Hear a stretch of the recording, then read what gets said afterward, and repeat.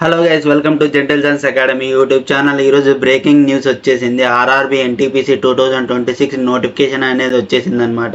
అసలుకి వేకెన్సీస్ ఎన్ని ఉన్నాయి, ఏ జోన్కి అప్లై చేయాలి, ఏది సేఫ్ జోన్, ఏది డేంజర్ జోన్ అని ప్రతి ఒక్కటి ఈ వీడియోలో మాట్లాడదాము. సర్టిఫికేట్ డేట్ అనేది ఎప్పుడు ఇష్యూ అయి ఉండాలి అనేది కూడా మాట్లాడదాము ఈ వీడియోలో. అలానే ప్రీవియస్ ఇయర్ కట్ ఆఫ్ గురించి కూడా మాట్లాడదాము. ఎందుకంటే ప్రీవియస్ ఇయర్ కట్ ఆఫ్ని బేస్ చేసుకునే మీరు చదవగలిగితేనే బెస్ట్. పూర్తి డీటెయిల్స్ ఈ వీడియోలో మాట్లాడదాము, కాబట్టి ఎండ్ వరకు స్కిప్ చేయకుండా చూడండి ఈ వీడియోని.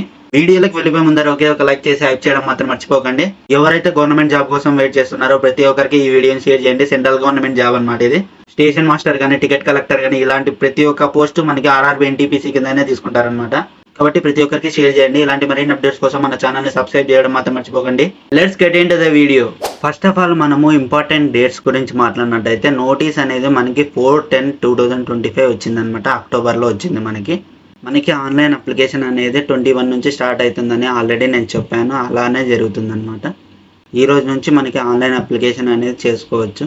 మనకి అప్లికేషన్ క్లోజింగ్ డేట్ వచ్చేసరికి 20/11/2025 అనమాట. అంటే నెక్స్ట్ మంత్ 20th వరకు మనకి టైం ఉంది. ప్రతి ఒక్కరు అప్లై చేయడానికి ట్రై చేయండి. మనకి అప్లై చేసిన తర్వాత పేమెంట్ దగ్గర ఏమైనా ఇష్యూ ఉంటే అది 22/11/2025 లోపల మనము ఆ ఇష్యూని మనం క్లారిఫై చేసుకోవాలన్నమాట. చేసేటప్పుడు ఏ మిస్టేక్స్ చేయకుండా చేయండి అప్లై అనేది. ఒకవేళ మిస్టేక్స్ అనేటివి చేసినట్టయితే మనకి ఇంకో ఆప్షన్ అనేది ఇస్తారనమాట మాడిఫై చేసుకోవడానికి. 23rd నుంచి 2 వరకు మనకి మోడిఫికేషన్ విండో అనేది ఓపెన్ అవుతుంది. అంత లోపల మనం మోడిఫికేషన్స్ చేసుకోవచ్చు అనమాట మన అప్లికేషన్కి. ఎవరైతే స్క్రైబ్ క్యాండిడేట్స్ ఉంటారో వాళ్ళకి మనము అప్లై చేయడానికి 3 నుంచి 7 డిసెంబర్ వరకు ఉంటుందన్నమాట టైం పీరియడ్ వాళ్ళకి. ఎవరైనా అప్లై చేయాలనుకుంటే స్క్రైబ్కి కూడా అప్లై చేయొచ్చు. ఎవరైతే పీడబ్ల్యూడి వాళ్ళు ఉన్నారో వాళ్ళు మెయిన్గా అప్లై చేయాల్సి ఉంటుంది అనమాట స్క్రైబ్కి.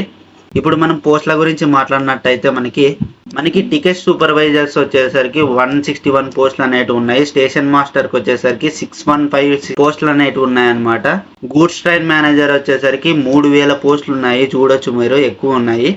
మనకి జూనియర్ టైపిస్ట్కి వచ్చేసరికి 900 పోస్టులు అనేవి ఉన్నాయి. సీనియర్ క్లర్క్ కమ్ టైపిస్ట్కి వచ్చేసరికి మనకి 600 పోస్టులు అనేవి ఉన్నాయి.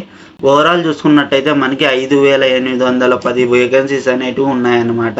ఇవి మనకి ప్రీవియస్ ఇయర్తో పోలిస్తే తక్కువగానే ఉన్నాయన్నమాట. ముందుసారి అయితే 8000 వేకెన్సీస్ అనేవి వదిలారు. కాబట్టి మనము సేఫ్ జోన్కి అప్లై చేయడమే మనకి మంచి స్ట్రాటజీ. మనకి శాలరీ అనేది చూసుకోవచ్చు. మనకి 35,000 నుంచి 25,000 మిడిల్లో ఉంటుందన్నమాట ప్రతి పోస్ట్కి. మెడికల్ స్టాండర్డ్ వచ్చేసరికి B2 ఉన్నాయి, A2 ఉన్నాయి. ప్రతి ఒక్కటి మనం చూసుకోవచ్చు ఇక్కడ. ఏజ్ లిమిట్ వచ్చేసరికి 18 నుంచి 33 ఇయర్స్ అనమాట ప్రతి ఒక్కరికి. మనకి ఏజ్ రిలాక్సేషన్ కూడా ఉంటుంది. ఎవరైతే కేటగిరీ వైజ్ ఉన్నారో వాళ్ళకి ప్రతి ఒక్కరికి ఏజ్ రిలాక్సేషన్ అనేది సేమ్. ఓబీసీ వాళ్ళకి 3 ఇయర్స్ ఉంటుంది, SC ST వాళ్ళకి 5 ఇయర్స్ ఉంటుంది. మిగతావన్నీ సేమే అనమాట ముందులాగే. ఇక్కడ main standards of medical fitness గురించి ఇచ్చారు. ప్రతి ఒక్కరు చూసుకోండి. ఇది A2కి ఎలా ఉండాలి, B2కి ఎలా ఉండాలి, C2కి ఎలా ఉండాలి, ప్రతి ఒక్కటి ఇక్కడ ఇచ్చారు. ఇప్పుడు మనం ఈ పోస్టులకి మనము ఎలిజిబిలిటీ ఏమని మాట్లాడినట్టయితే మనము నేషనాలిటీ అనేది సిటిజన్ ఆఫ్ ఇండియా కానీ, నేపాల్ కానీ, భూటాన్ అయి ఉండాలన్నమాట. ఎవరైతే ఇండియన్ మైగ్రేటెడ్ ఫ్రమ్ పాకిస్తాన్ కానీ, బర్మా కానీ, శ్రీలంక కానీ ఇలాంటి ఏ కంట్రీస్ అయినా కూడా ఇక్కడ ఉండేటివి. వాళ్ళందరూ ఇండియాలో పర్మనెంట్గా సెటిల్ అయ్యి ఉంటే వాళ్ళు కూడా అప్లై చేయొచ్చు అనమాట. అప్పర్ ఏజ్ లిమిట్ అనేది 1/1/2026 ప్రకారంగా ఉండాలి. ఇది అప్పర్ ఏజ్ లిమిట్ అనమాట. ఈ డేట్ కంటే బిఫోరే ఉండాలన్నమాట ప్రతి ఒక్కరు అప్లై చేసే వాళ్ళు. అది చెక్ చేసుకోండి, మెయిన్ ఇంపార్టెంట్. ఇక్కడ చూడొచ్చు మీరు, ఏజ్ రిలాక్సేషన్ అనేది సేమ్ ప్రతి ఒక్కరికి. మీరు ముందు అప్లై చేసి ఉంటే చాలా డేట్ ఈజీగా చూసుకోవచ్చు. ఇక్కడే ఏం లేదు, ముందుగా నేను చెప్పాను కదా, ఓబీసీ వాళ్ళకి 3 ఇయర్స్, SC ST వాళ్ళకి 5 ఇయర్స్ ఇవే అనమాట మొత్తం అంతా. పీడబ్ల్యూడి వాళ్ళకి 10 ఇయర్స్, 13 ఇయర్స్, 15 ఇయర్స్ కూడా ఉంటుంది. ఇప్పుడు ఎగ్జామినేషన్కి అప్లై చేయడానికి మనకి ఫీ ఎంత అవుతుందని చెక్ చేసినట్టయితే మనకి ఎవరైతే ఓబీసీ క్యాండిడేట్స్, ఓసీ క్యాండిడేట్స్ ఉంటారో వాళ్ళకి 500 రూపీస్ ఉంటుంది. ఎవరైతే SC ST, ex service men, PWD, female, transgender, minorities, economically backward కాస్ట్లు ప్రతి ఒక్కరికి 250 రూపీస్ అనేది ఉంటుందన్నమాట. రిమైనింగ్ వాళ్ళకంతా 500 రూపీస్ అనేది ఛార్జ్ చేస్తారు. దాని తర్వాత 500లో కూడా 400 రీఫండ్ చేస్తారనమాట. ఎవరైతే CBT 1కి అటెండ్ అయ్యి ఎగ్జామ్ రాసింటారో వాళ్ళకందరికీ 400 రూపీస్ రీఫండ్ అనేది చేస్తారు. 400 రూపీస్ రీఫండ్ అనేది ఎప్పుడు చేస్తారంటే కంప్లీట్ రిక్రూట్మెంట్ ప్రాసెస్ అనేది కంప్లీట్ అయిపోయి ఉండాలన్నమాట. అప్పుడు చేస్తారనమాట 400. రిమైనింగ్ వాళ్ళకి 250 కట్టిండే వాళ్ళకి 250 బ్యాక్ వచ్చేస్తుంది. ఇప్పుడు సెలక్షన్ ప్రాసెస్ గురించి మాట్లాడినట్టయితే మనకి CBT 1 అనేది ఉంటుందన్నమాట. ఫస్ట్లోనే we will have examination duration as 90 minutes.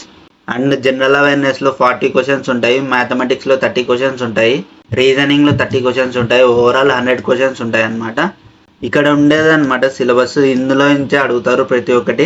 ఎవరైతే CBT 1లో క్వాలిఫై అవుతారో వాళ్ళకి CBT 2 ఉంటుందన్నమాట. CBT 2లో కూడా మనకి సబ్జెక్ట్స్ అనేటివి సేమ్, కానీ క్వశ్చన్స్ అనేటివి చేంజ్ అవుతాయి. ఓవరాల్ మనకి 120 క్వశ్చన్స్కి మనకి ఎగ్జామినేషన్ అనేది కండక్ట్ చేస్తారనమాట. 90 మినిట్సే ఉంటుంది టైం జోన్ మాత్రం. Same subject, same syllabus.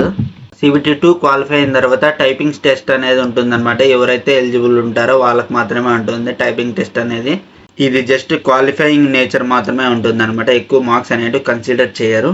ఈ 4 పోస్టులకి ఉంటుందన్నమాట టెస్ట్. ఈ టెస్ట్ క్వాలిఫై అయిన వెంటనే డాక్యుమెంట్ వెరిఫికేషన్కి పిలుస్తారనమాట. డాక్యుమెంట్ వెరిఫికేషన్ అయిపోయిన వెంటనే మనకి మెడికల్ స్టాండర్డ్స్ చెక్ చేస్తారు. చెక్ చేసిన తర్వాత ఎవరైతే మెరిట్ లిస్ట్లో ఉంటారో వాళ్ళకి జాబ్ వచ్చేస్తుంది. ఎవరైతే అప్లై చేయాలనుకుంటున్నారో మెయిన్గా చెక్ చేయాల్సిండేటివి ఇవే. ఓబీసీ కేటగిరీ సర్టిఫికేట్ అనేది మనకి ఇష్యూ డేట్ అనేది April 1, 2025 నుంచి November 20, 2025 మిడిల్లోనే ఉండాలి. సేమ్ ఈడబ్ల్యూఎస్ సర్టిఫికేట్ కూడా మనకి సేమ్ ఇష్యూ డేటే అనమాట. ఈ ఇష్యూ డేట్ మిడిల్లోనే ఉండాలన్నమాట. క్యాస్ట్ సర్టిఫికేట్ అనేది ఫోటో అనేది వైట్ బ్యాక్గ్రౌండ్లో దిగి ఉండాలి. అలానే సిగ్నేచర్ అనేది బ్లాక్ పెన్తో చేయండి. ఈజీగా అప్లోడ్ అయిపోతాయి. ఎటువంటి ప్రాబ్లం అనేది మీకు ఫేస్ కాదు. ఇది RRB zone wise, category wise ఎన్నెన్ని పోస్టులు ఉన్నాయి అనేది అనమాట ఇన్ఫర్మేషన్ అనేది. ఇది మనకి సేఫ్ జోన్, డేంజర్ జోన్ అనేది ఇక్కడ నుంచే తెలిసిపోతుంది మనకి. బిల్షద్పూర్కి వచ్చేసరికి 800 పోస్టులు, కోల్కతాకి వచ్చేసరికి 600, రాంచీకి 600, ముంబైకి 500, మాల్దాకి వచ్చేసరికి 500, సికింద్రాబాద్కి వచ్చేసరికి 396 పోస్టులు ఉన్నాయి, భూపాల్కి వచ్చేసరికి 382. ప్రతి ఒక్క జోన్కి మనకి ఇక్కడ ఇచ్చారు. ఇక్కడ నేను డిక్రీజింగ్ ఆర్డర్లో ఇచ్చానమాట పోస్టులు అనేటివి. ఏవైతే స్టార్టింగ్లో ఎక్కువ పోస్టులు ఉన్నాయో అవి ఒకటే పెట్టాను. మనకి సికింద్రాబాద్కి అప్లై చేయొచ్చు, బట్ మనకి సేఫ్ జోన్ వచ్చేసరికి మనకి ఈ 4, ఈ 5 వస్తాయి అన్నమాట. ఎక్కువ పోస్టులు ఉన్నాయి కాబట్టి ఎక్కువ ఛాన్సెస్ ఉంటాయన్నమాట మనకి జాబ్ రావడానికి కూడా. ట్రాన్స్ఫర్ అయినా పర్లేదు, నాకు జాబ్ రావాలి, జాబ్ ఇంపార్టెంట్ అనుకుంటారు, ఈ జోన్స్కి పైన ఉండే జోన్స్కి అప్లై చేయడానికి ట్రై చేయండి. లేదు హోమ్ టౌనే కావాలి నాకు అనే వాళ్ళు మాత్రం సికింద్రాబాద్కి అప్లై చేయండి. కింద ఉండే వాటికి మాత్రం అప్లై చేయడానికి ట్రై చేయొద్దండి, ఎందుకంటే పోస్టులు అనేవి తక్కువ ఉన్నాయి. అలానే మనకి కట్ ఆఫ్ అనేది కూడా హెవీగానే ఉంటుంది ఇక్కడ కూడా. ఎవరైతే టాలెంటెడ్ పీపుల్ ఉన్నారో వాళ్ళు మాత్రమే అప్లై చేయండి సికింద్రాబాద్కి, ఎందుకంటే కట్ ఆఫ్ అనేది హై ఉంది. మనకి 79+ ఉందన్నమాట సికింద్రాబాద్ జోన్కి కట్ ఆఫ్ అనేది. యూఆర్కి నేను చెప్పిండేది ఇది. ఓబీసీకి వచ్చేసరికి మనకి లాస్ట్ పోస్ట్ వచ్చేసరికి 68 మార్క్స్కి వచ్చిందనమాట. కాబట్టి ఈ నంబర్స్ని చూసి మీరే డిసైడ్ అయిపోండి ఏ జోన్కి అప్లై చేయాలని చెప్పి. సేఫ్ జోన్కి నాకు తెలిసినంత వరకు ఎవరైతే సేఫ్ జోన్కి అప్లై చేస్తారో వాళ్ళే బెటర్ ఛాన్సెస్ అనేవి ఉంటాయి. ఎందుకంటే పోస్టులు అనేటివి ఎక్కువ ఉన్నాయి కాబట్టి అట్లీస్ట్ మనం పోరాటానికైనా కూడా ఛాన్సెస్ అనేవి ఉంటాయి. ఎవరన్నా ఇంకా అప్లై చేయకుంటే లింక్ అనేది టెలిగ్రామ్ గ్రూప్లో అప్లోడ్ చేశాను, కాబట్టి వెళ్ళి అప్లై చేయండి. టెలిగ్రామ్ గ్రూప్ లింక్ అనేది నేను డిస్క్రిప్షన్లో ప్రొవైడ్ చేస్తాను, వెళ్ళి జాయిన్ అయిపోండి. ఎవరైనా మిస్ చేయొద్దండి ఈ ఆపర్చునిటీని.